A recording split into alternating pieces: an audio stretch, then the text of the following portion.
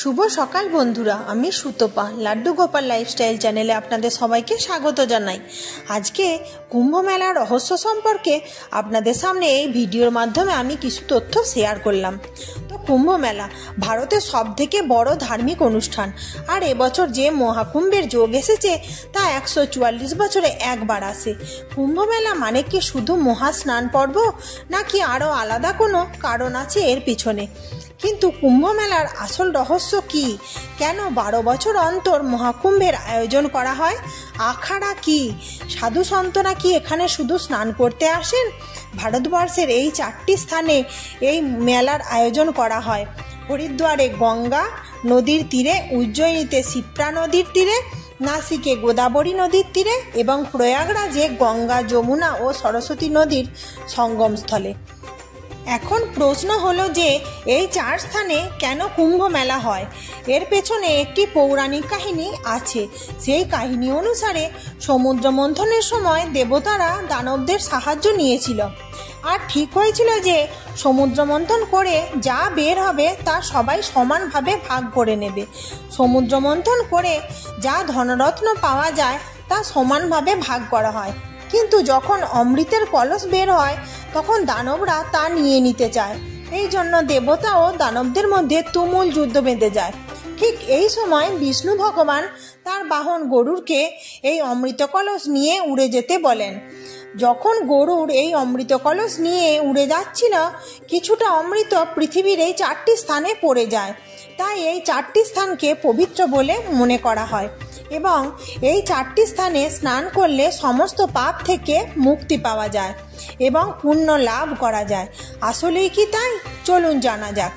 কুম্ভের পিছনে যে কথাগুলি বলা হয় তার সাথে জ্যোতিষশাস্ত্রে বলা কথার কি কি মিল আছে, চলুন সেই সম্বন্ধে জানা যাক। সমুদ্র মন্থনের সময় দেবতা ও দানবদের মধ্যে যে যুদ্ধ হয়েছিল তা 12 দিন ধরে চলেছিল। এর মধ্যে চাঁদ অমৃত কলস থেকে অমৃত যাতে পড়ে না যায় তার জন্য অমৃত কলসের মুখটিকে রক্ষা করছিল, যাতে কলসটি ভেঙে না যায়। সূর্য সেদিকে খেয়াল রাখছিলেন। দৈত্যরা যাতে কলসের কাছে পৌঁছাতে না পারে সেই দিকটা দেখছিলেন বৃহস্পতি দেব। দেবতাদের একদিন মানুষের 1 বছর সমান হয়, তাই 12 বছর পর কুম্ভ মেলার আয়োজন করা হয়। আর যেহেতু এই কাহিনীতে চন্দ্র, সূর্য ও বৃহস্পতি আছেন, তাই এই 3 জনের স্থিতি দেখে কুম্ভ মেলার আয়োজন করা হয়। যখন বৃহস্পতি কুম্ভ রাশিতে আর সূর্য মেষ রাশিতে প্রবেশ করে, তখন হরিদ্বারে মা গঙ্গার তীরে কুম্ভ পর্ব মানানো হয়। যখন বৃহস্পতি গ্রহ মেষ রাশিতে এবং সূর্য ও চন্দ্র মকর রাশিতে যায়, তখন প্রয়াগরাজে ত্রিবেণী সঙ্গমে কুম্ভের আয়োজন করা হয়। যখন বৃহস্পতি আর সূর্য সিংহ রাশিতে যায়, তখন নাসিকে গোদাবরী নদীর তীরে কুম্ভ মেলার আয়োজন করা হয়।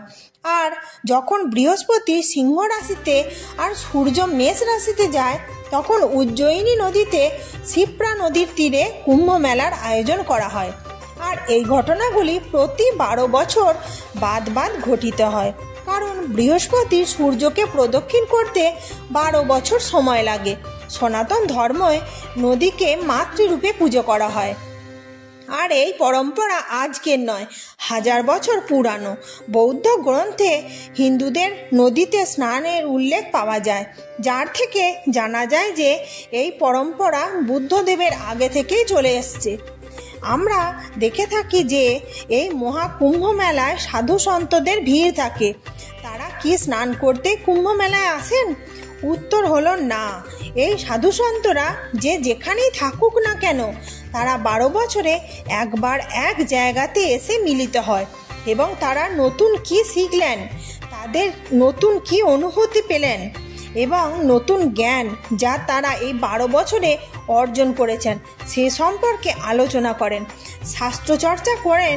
যার জন্য যেখানে কুম্ভ হয় সেই ভূমি জ্ঞান ভূমি হয়ে যায়।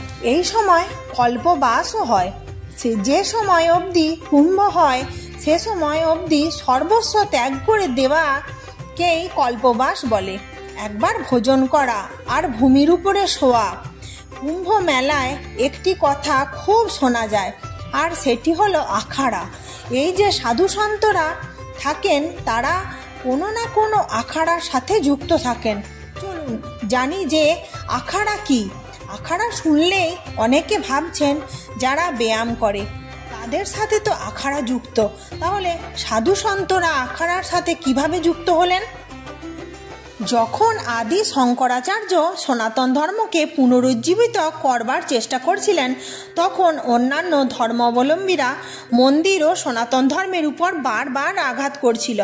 তখন তিনি বুঝেছিলেন যে শুধু আধ্যাত্মিক শক্তি দর্শন যথেষ্ট নয়।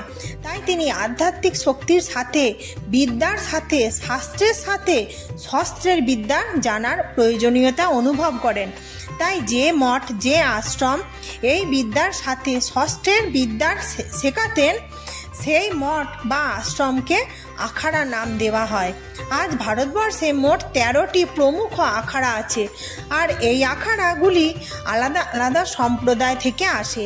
যেমন প্রথম 7টি প্রমুখ আখাড়া তা সন্ন্যাসীদের আখাড়া, এরপর 3টি আখাড়া সেগুলি বৈষ্ণবদের আখাড়া, আর বাকি যেই আখাড়াগুলি আছে সেগুলি উদাসীন আখাড়া। এই আখাড়াগুলির নিজের ইষ্টদেবতা থাকেন, তাদের নিজেদের পরম্পরা থাকে, আর তাদের একজন প্রধান থাকেন। সনাতন ধর্মের আখাড়ার মধ্যে আপনি শ্রী নিরঞ্জনী আখাড়া আর শ্রী জুনা আখাড়া সম্পর্কে তো অবশ্যই শুনে থাকবেন। শ্রী নিরঞ্জনী আখাড়াতে যে ইষ্টদেব আছেন তা ভগবান শিবের পুত্র কার্তিক স্বামী। জুনা আখাড়াতে যে ইষ্টদেবতা আছেন তা হলেন ভগবান দৈত্যাত্রেয়। অন্য একটি আখাড়া হলো শ্রী মহানির্বাণ আখাড়া, যার ইষ্টদেব কপিল মুনি। আর যদি ইতিহাস দেখেন তাহলে দেখবেন যে 1260 সালে ভবানন্দ গিরির নেতৃত্বে কনকলের একটি মন্দিরকে 22,000 সাধু আক্রমণকারীদের হাত থেকে বাঁচিয়েছিলেন। আর এই আখাড়াগুলি কুম্ভ মেলায় এসে শোভাযাত্রা করেন, জ্ঞান বিজ্ঞানের চর্চা করেন, শাস্ত্র চর্চা করেন, কল্পবাস করেন, যোগবিদ্যা শেখান, আর এই শিবিরগুলিতে প্রবচনও হয়। এই আখাড়ার অবদান অনেক। কুম্ভ মেলায় সবার প্রথমে আখাড়াগুলি সাধু সন্তরা স্নান করেন। আখাড়া যখন স্নান করে তখন তাকে শাহী স্নান বা রাজযোগী স্নান বা রাজশ্রী স্নান বলা হয়। এইবার এই রাজযোগী স্নানের দিনগুলি হলো 13ই জানুয়ারি, সেদিন হলো পৌষ পূর্ণিমা। দ্বিতীয়টি হলো 12ই ফেব্রুয়ারি, সেদিন হলো মাঘী পূর্ণিমা। সব থেকে শেষ 26শে ফেব্রুয়ারি, সেদিন হলো মহাশিবরাত্রি। এই সময় কেউ যদি দীক্ষা নিতে চায় তাও দেওয়া হয়। এই সময় অনেক মানুষ সন্ন্যাস হতে চায়, তারা দীক্ষাদানের এবং এই সময় থেকে সন্ন্যাসীর জীবন অতিবাহিত করতে শুরু করেন। তাই কুম্ভ শুধুমাত্র স্নানের পর্ব নয়, আর কুম্ভ মেলায় যে শুধুমাত্র স্নান করলেই পাপ মুক্ত হওয়া যায় না, তার জন্য মন ও আত্মাকে শুদ্ধ করতে হয়, কর্মকে শুদ্ধ করতে হয়, তবেই পাপ থেকে মুক্ত হওয়া যায়। এবারে শুভ কুম্ভ মেলা 13ই জানুয়ারি শুরু হয়ে গেছে, আর শেষ হবে 26শে ফেব্রুয়ারি। আপনি কি যাচ্ছেন কুম্ভ মেলায়? কমেন্টে অবশ্যই লিখে জানাবেন। আর আমার ভিডিওটি যদি দেখতে দেখতে আপনাদের কিছু ভালো লাগে, আমার চ্যানেলটি সাবস্ক্রাইব করে নেবেন আরও ভালো ভালো ভিডিও পাওয়ার জন্য। আর আমার যেই বন্ধুরা রোজের ব্লগ দেখেন তাদেরকে অসংখ্য অসংখ্য ধন্যবাদ আমার পাশে বন্ধু হয়ে থাকার জন্য। আর আমার ভিডিওটি প্রচুর প্রচুর বন্ধুদের মাঝে শেয়ার করে দেবেন।